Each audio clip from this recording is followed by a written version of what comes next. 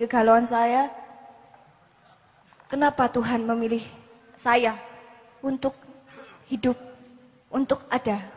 Maka kamu masih menyangka Muhammad adalah punya personalitas di mana dia adalah anaknya Pak Abdullah dan Ibu Aminah, Anda salah sangka.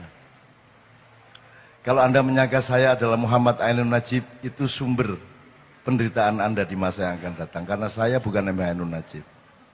Kon iku gak ono. Iku mek kun wis kon mari ono gak ono masalah.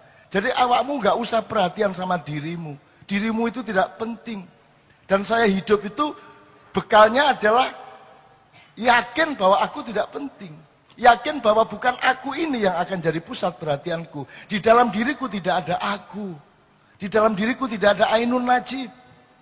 Karena sudah penuh cinta. Dan cintaku tidak boleh aku tujukan kepada diriku sendiri yang sementara bernama Ainun Najib. Di dalam diriku tidak ada diriku. Gitu loh. Wah, ini nek diterusno kon tambah pecah ndasmu wis utangnya akeh.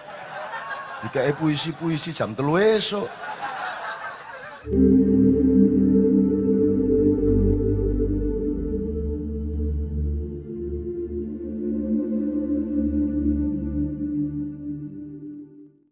Jadi yang ingin saya tanyakan, saya di sini tidak tahu identitas saya apa. Namanya mungkin? Oh, namanya? Nggih, ya. Nama saya Nadia. Nadia, nomor handphonenya berapa? Sowan ya. Kuliah di mana, Pak? Saya kuliah di Universitas Islam Negeri Malang. Tadi sendiri atau dengan siapa kesini? Terus tako langsung apa? Jadi belakangan ini dan sudah lalu-lalu saya galau. Ya maklumlah namanya orang-orang muda. Tapi ketika kegalauan itu ada hubungannya dengan cinta yang pertama atau yang kedua? Ketika segala sesuatu seperti Mas Abrang, Pak Zawawi, juga Cak Nun, ketika segala sesuatu, apabila kita sudah melihat segala sesuatu itu menjadi tanda-tanda Tuhan. Itu pemahaman saya ya. Jadi ketika kita sudah menjadi observer, apa lagi yang harus kita lakukan? Terus yang menjadi kegalauan saya, kenapa Tuhan memilih saya untuk hidup, untuk ada? Bisa, jadi itulah kegalauan saya yang sama ini. Jadi saya bisa, suatu ketika saya pernah berpikir bahwasanya, saya bahkan asap rokok, di situ ada Tuhan. Daun, di situ ada Tuhan. Itu adalah tanda-tanda dari adanya Tuhan. Lalu ketika kita sudah berhadapan dengan Tuhan, ya Allah Tuhan, ini kita berhadapan dengan Tuhan. Harusnya kita sadar, tetapi yang salah dari saya itu adalah kadang kita tidak sadar. Dan ketika ya itu pertanyaan tadi ya, ketika kita sudah menjadi observer, lalu apa tugas kita, Mas Abrang? Dan mengapa saya ingin tanya ya, kalau misalnya ditanya ya, saya ingin tanya sekali, Tuhan, kenapa Engkau memilih aku untuk hidup? Ya jawabannya akan secara logika kan. Ya udah, tanya aja sama Tuhan. Tetapi kata Bapak Guru, saya harus tanya ke Simbah Guru. Ya mungkin saja bisa jawab. Terima kasih. Kasih. Ini kalau pertanyaan saya kata Mas Toto tadi jawabannya apa setelah observer?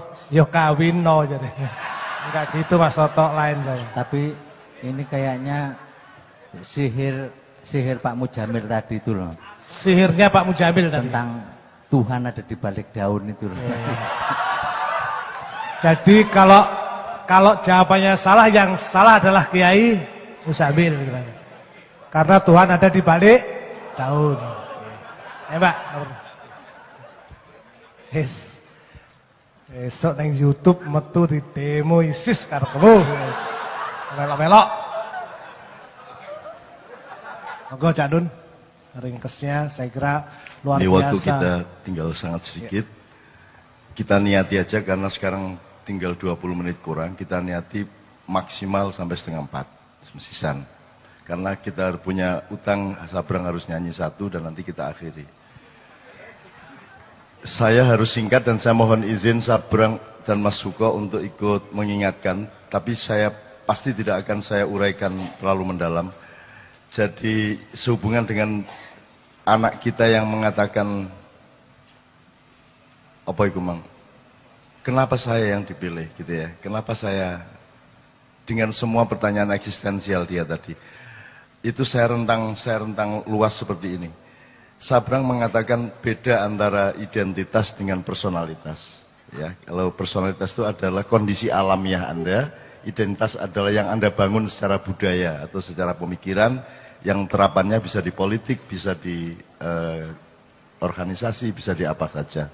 Saya ingin katakan sama Anda, ini Ma'iyah ini luar biasa, ilmunya tidak fakultatif, ilmunya sangat universal, sehingga kita sampai ke tataran sampai marifat-marifat tadi, dan itu semua relevan satu sama lain. Saya ingin katakan satu hal, bahkan tidak ada personalitas dalam kehidupan manusia, aslinya.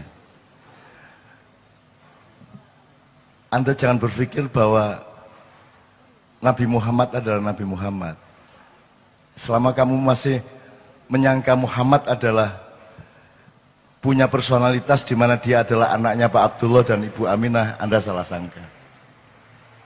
Kalau Anda menyangka saya adalah Muhammad Ainun Najib, itu sumber penderitaan Anda di masa yang akan datang. Karena saya bukan Nabi Ainun Najib.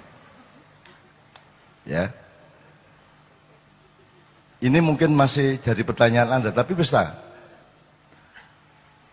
Lebono omonganku iku. Kok kon salah sangka kon? Aku dudu Ainun Najib. Ya. Muhammad bin Abdullah yang dikasih jatah 63 tahun itu pun cuma identitas sementara. Bukan personalitas. Itu identitas, dia harus dilahirkan secara fisik dan harus dari bapak ibu tertentu karena ada keperluan untuk mendatangkan Al-Quran bagi seluruh umat manusia di bumi. Jadi itu identitas yang sangat sederhana dan hanya dibatasi 63 tahun. Kalau Anda bertanya, siapa personalitas Muhammad? Oh, dia kalau mau dicari, katakanlah ada personalitasnya. Oh, dia lahir sebelum Jibril.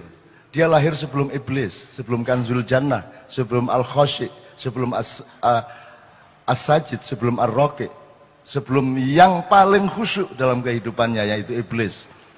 Sebelum yang paling roke, orang yang paling menundukkan badannya kepada Allah, orang yang paling mensujudkan wajahnya kepada Allah, orang yang paling bisa dipercaya untuk menjadi penyebar kesejahteraan atau bendaharawan surga. Dia adalah juniornya Muhammad. Jadi Muhammad itu bukan yang Anda kenal di Arab itu. Yang Anda kenal di Arab itu adalah resonansi dari personalitas Muhammad. Lagi, nek anjane kate runu tak dudui kok. Ya, jangan disangka Muhammad bin Abdullah itu adalah personalitas. Itu cuma tugas sementara dan hanya sebentar sekali, yaitu 63 tahun. Jangan disangka bahwa dia sebuah diri. Dia hanya sebuah peran. Ya, Mas. Kalau dicari, oke, kalau masih ada personalitasnya, ya Nur Muhammad, cahaya Muhammad, Big Bang kata orang modern. Di mana Allah menciptakan cipratan cahaya yang kemudian menjadi kumparan-kumparan, terus kemudian membelah-belah menjadi planet-planet dan galaksi-galaksi, satelit-satelit dan matahari-matahari. Jadi Muhammad itu lahir sebelum alam semesta, Muhammad itu lahir sebelum Iblis, apalagi Jibril. Maka Jibril itu adalah juniornya Muhammad. Maka kapan saja Muhammad memanggil Jibril, Jibril akan datang. Bahkan Iblis yang disuruh berperan untuk menjadi musuhnya manusia dan musuhnya Muhammad, itu bisa dipanggil, didawui, ditimbali oleh Muhammad kapan saja, dan apapun yang ditanyakan oleh Muhammad dijawab oleh Iblis dengan sejujur-jujurnya. Kalau dia benar-benar musuh, dia tidak akan menjawab sejujur-jujurnya. Dia hanya berperan. Jadi Iblis itu cuma identitas, bukan personalitas. Anda jangan salah sangka. Nah kalau dikejar lagi, sebenarnya tidak ada Nur Muhammad. Itu bukan personalitas, tidak ada diri yang sejati kecuali Allah itu sendiri subhanahu wa ta'ala. Yang lain bukan diri, yang lain hanya cipratan dari diri sejati. Cetok ya? Jadi kon iku aja tak gopoh karo awakmu dhewe. Kok aku anggitmu kon iku ana ta? Kon iku gak ana. Iku mek kun wis kon mari ana gak ana, mari ana gak ana, gak ana masalah. Jadi awakmu gak usah perhatian sama dirimu. Dirimu itu tidak penting. Dan saya hidup itu bekalnya adalah yakin bahwa aku tidak penting. Yakin bahwa bukan aku ini yang akan jadi pusat perhatianku. Di dalam diriku tidak ada aku. Di dalam diriku tidak ada Ainun Najib. Karena sudah penuh cinta.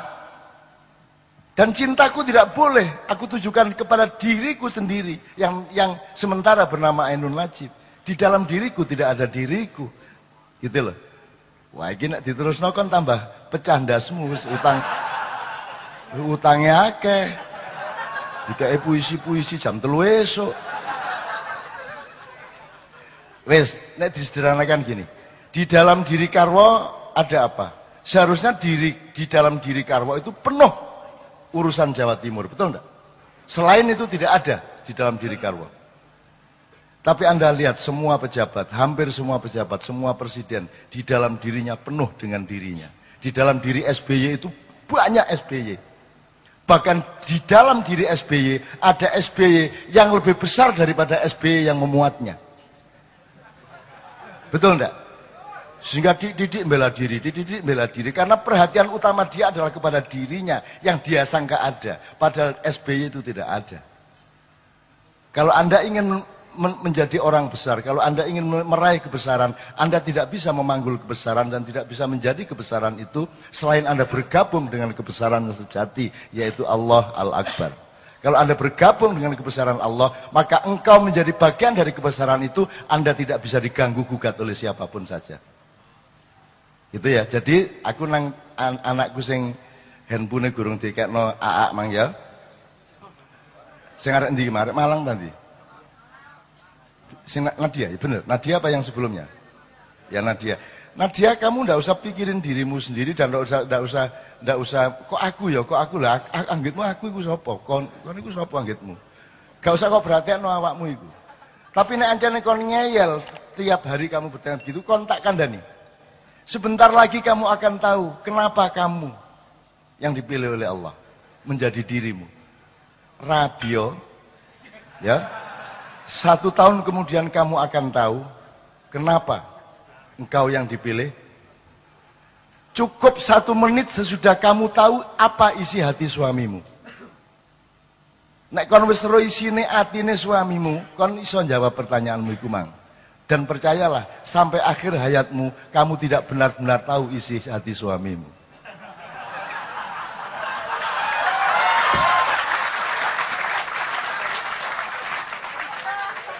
Wes ta aja adik percaya karo sapa-sapa kejaba karo Gusti Allah. Bojomu nuroni kon bayangno Luna Maya iku.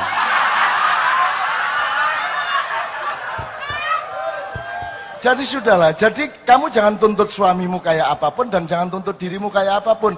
Penuhilah dirimu dengan pekerjaan-pekerjaan dan perbuatan baik yang Allah perintahkan. Jadi dirimu adalah perbuatan baikmu itu, bukan Nadianya, bukan yang kamu sangka dirimu itu.